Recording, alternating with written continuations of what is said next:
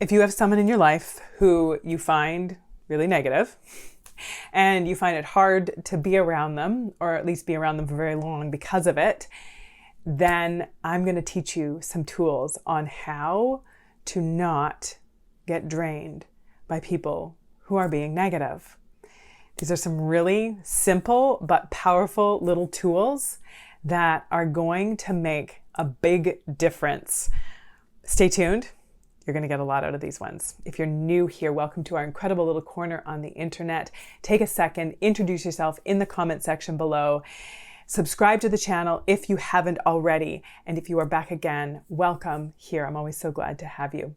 Either way, my name is Kristina, and I'm a registered clinical therapist, a researcher, a coach, and the creator of the Shift Society. I have a master's degree in counseling psychology, and I work to help heart-centered go-getter men and women break through the crap that is holding them back so that they can like themselves and their lives more every day. And having someone in your life who is typically more negative can be challenging. It is definitely not easy. And I know that a lot of the recommendations are out there. If there's someone in your life who you find draining or who you find difficult or who is like ruining your vibe or whatever, then you just need to cut them off. And I'm going to say that that is not always a great strategy. Absolutely, there's a time and place to remove ourselves from relationships in our lives. But cutting off anyone who does or says or acts in a way that we don't like just because it's annoying for us or it bothers us or it's, impacting us negatively in some way, to just cut those people off, I think is extremely disempowering. Because it's saying that those people, that person has more control over our minds and emotions than we do. That what they're doing or saying is too much for us to manage our own minds and emotions around. And so I say we get better at managing our own minds and emotions and not getting pulled into what other people have going on and what they're doing and what they're saying and how they're acting, that we can let them do their thing and we don't have to get pulled into it.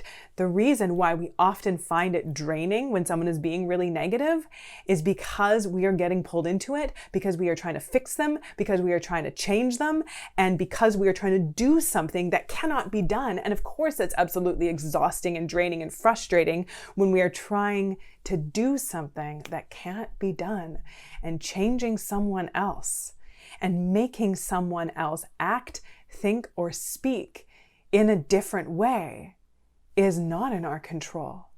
And so absolutely, it's going to be frustrating and draining. But I'd go as far as to say that it's not them who is draining us. It is us who is draining us by trying to make something happen that we can't make happen. And so I'm going to talk to you about what you can do instead. First of all, we do need to understand that people who are negative, oftentimes they are not aware of it. They do not know. They might think that they are being realistic, that they are being discerning, that they are being smart about it, that they are the ones with the accurate perspective on it all. They might think that you got it. You got to think about things like this. You got to notice things like this. You got to understand things like this. They might just think that that is perfectly normal and okay.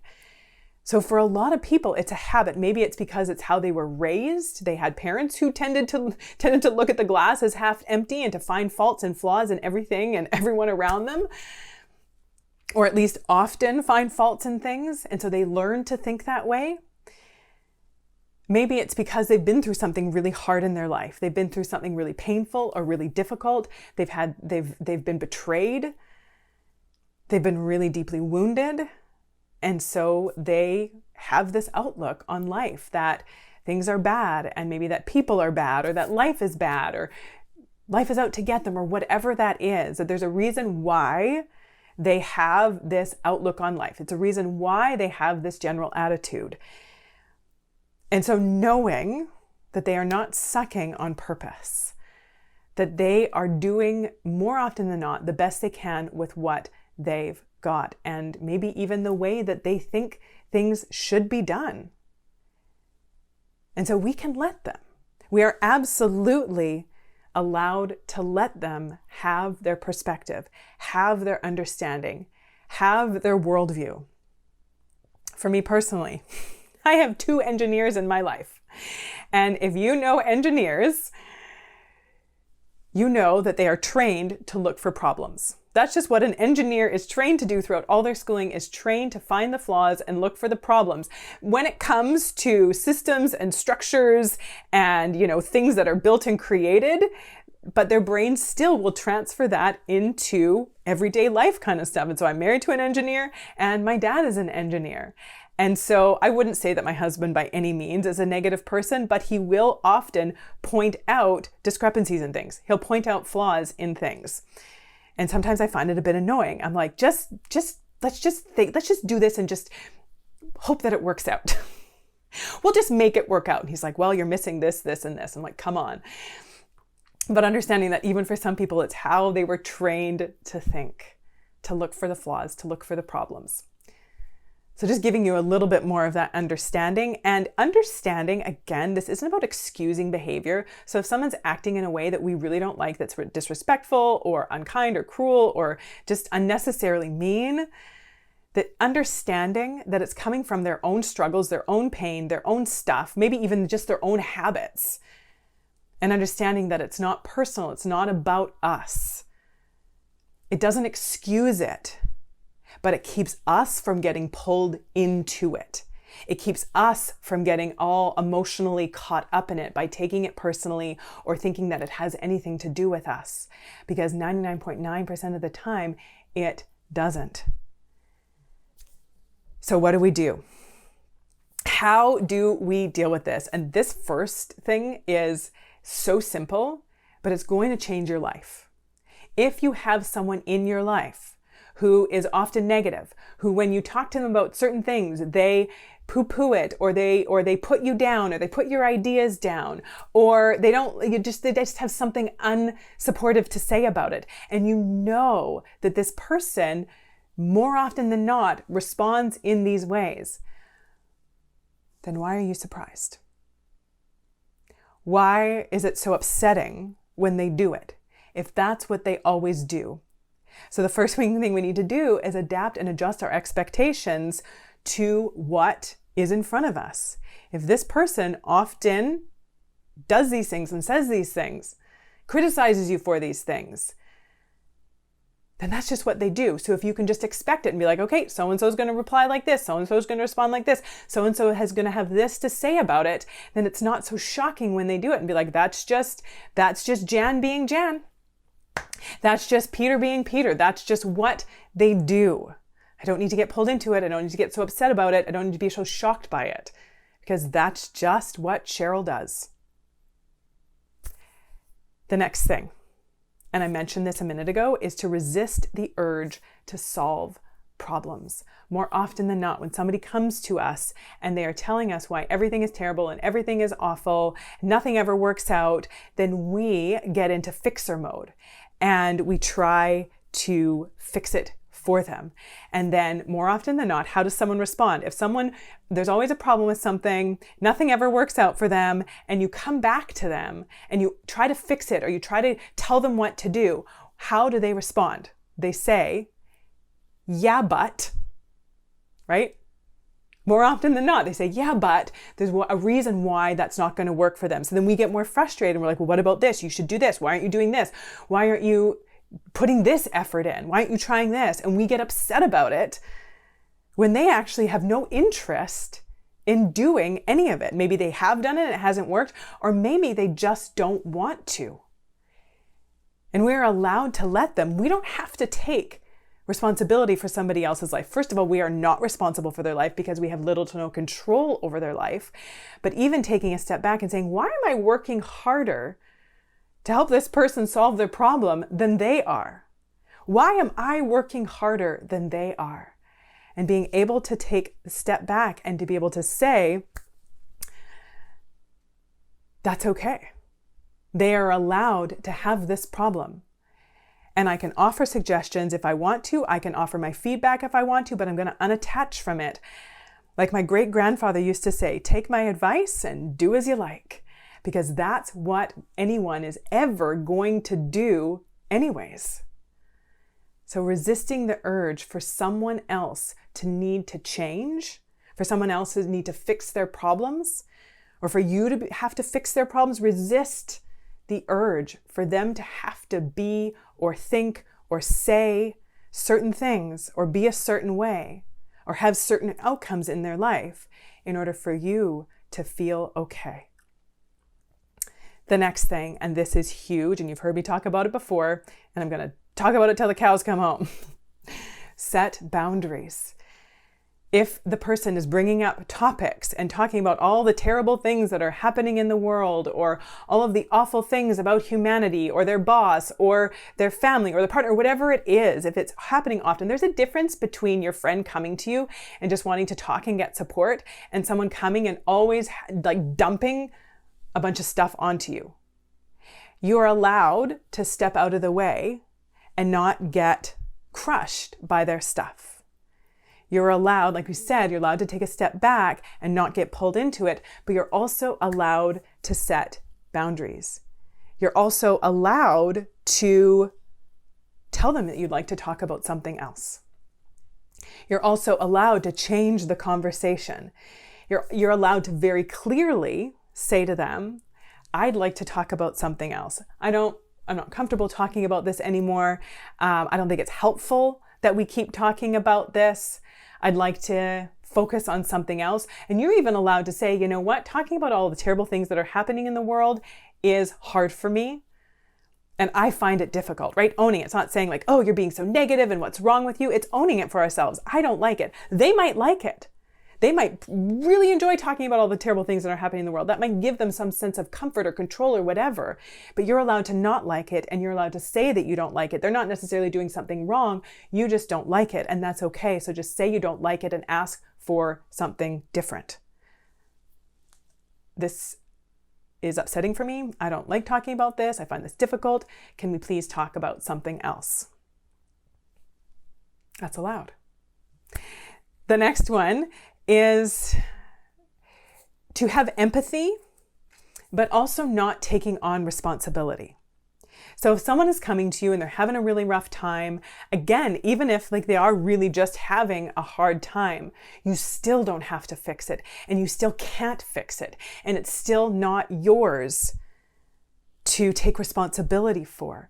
You can absolutely show empathy, and I'm a big fan of empathy, is being able to just show understanding for what that person is going through. Just acknowledge their struggle, acknowledge their pain, saying, I can imagine that's really difficult. I can imagine that's really hard for you. I can see how much you're struggling. I can see how painful that was. And then being able to offer them responsibility for their struggle, being able to say, what have you tried? What haven't you tried?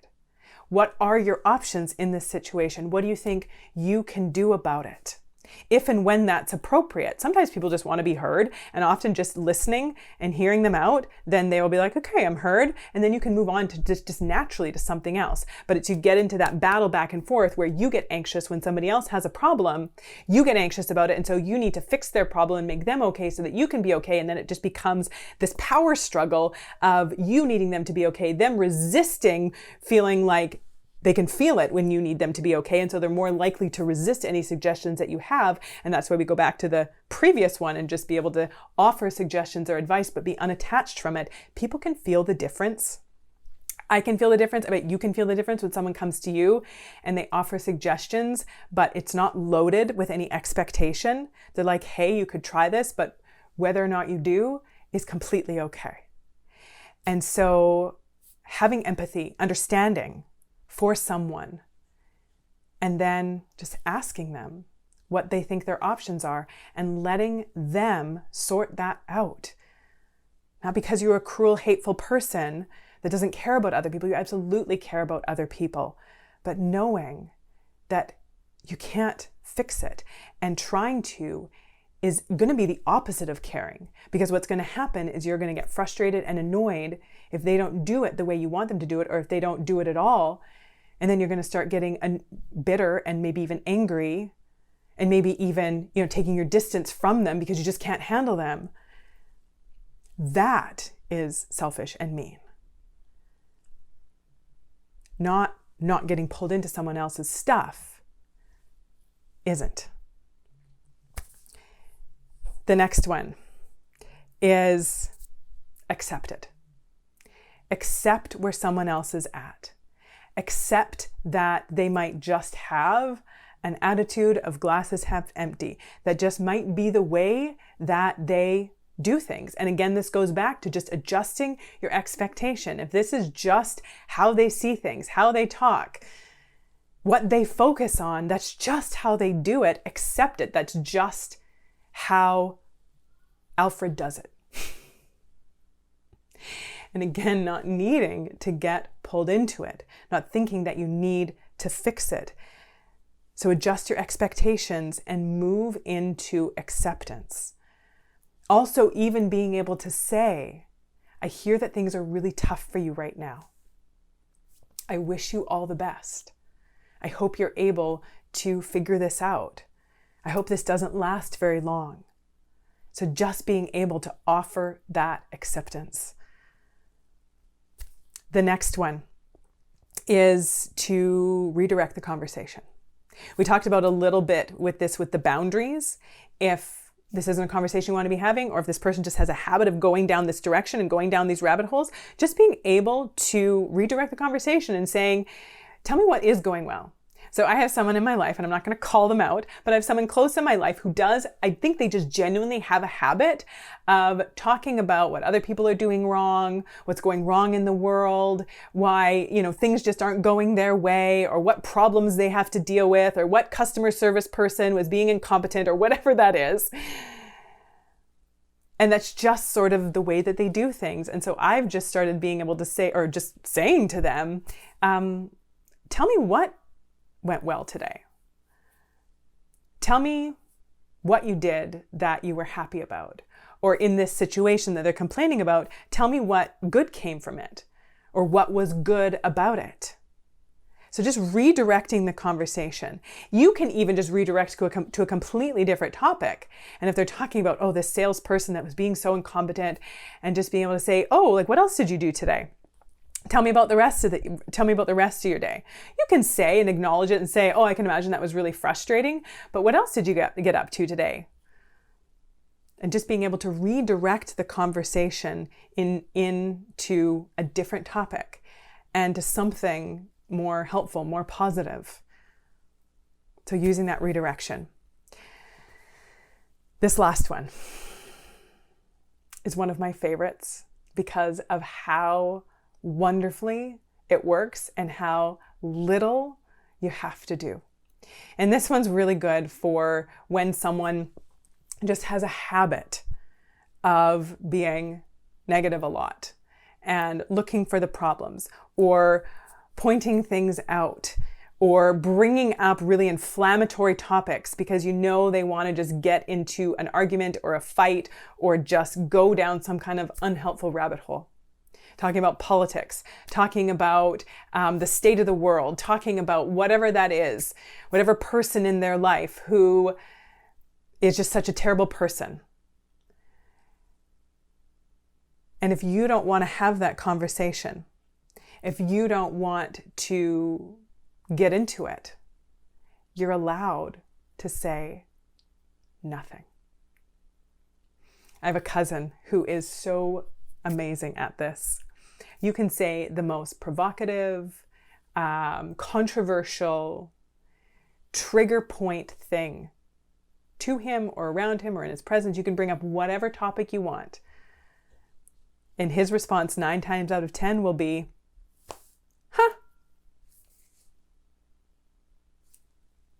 Don't have to say anything. There is a term for this, and it's called the gray rock method, where you just kind of don't offer anything. This isn't about trying to put someone in their place and try to make them look stupid, or it's just about not getting pulled into unhelpful conversations if you don't want to get pulled into unhelpful conversations. I got a really inflammatory text from someone in my family the other day, and I could kind of tell that they were looking to prove a point and to pull me in or whatever that was. And it was fine. I just replied and said, okay. And it's you don't need to get pulled into it. And also letting go of our own ego and our own need to be right, our own need to prove our own point. That sometimes is the harder part. Maybe we'll talk about doing some ego work on another video. But that is a lot of the work that we do in the Shift Society. If you haven't joined us yet, make sure you do join us, is really learning how to keep our own ego, our own thoughts, our own emotions in check and not getting pulled in to whatever it is that's happening around us, because we don't have to. More often than not, like I said, it's us creating our own drama by needing things to be a certain way, by insisting people be a certain way, by wanting certain outcomes, and then the emotional drama and chaos we create for ourselves by trying to push something that doesn't want to be moved. And so allowing ourselves to just leave it. Letting people do what they do. Deciding how much of it we want to be there for, participate in. Absolutely. We need to have people in our lives who are positive and supportive and uplifting. We need to be having those people who give us life, who it's easy to be around. But we also need people in our life who are difficult. That is how we learn. That is how we grow.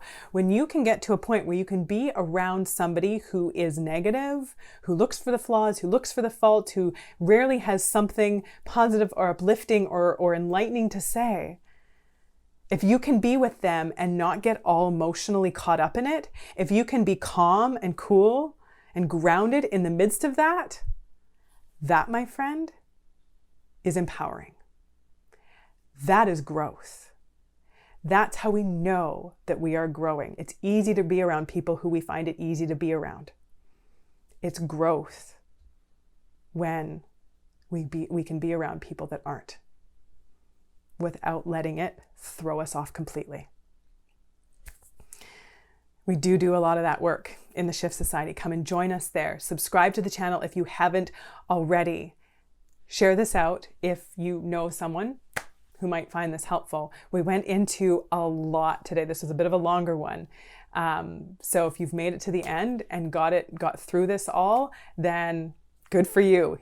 You learned a lot today. You might want to go back and watch it again and take some notes, because we did cover a lot. There was a lot here. Take some notes, or at least write down right now one thing that really connected with you. Write it in the comment section below, because that helps our brain stick to it better.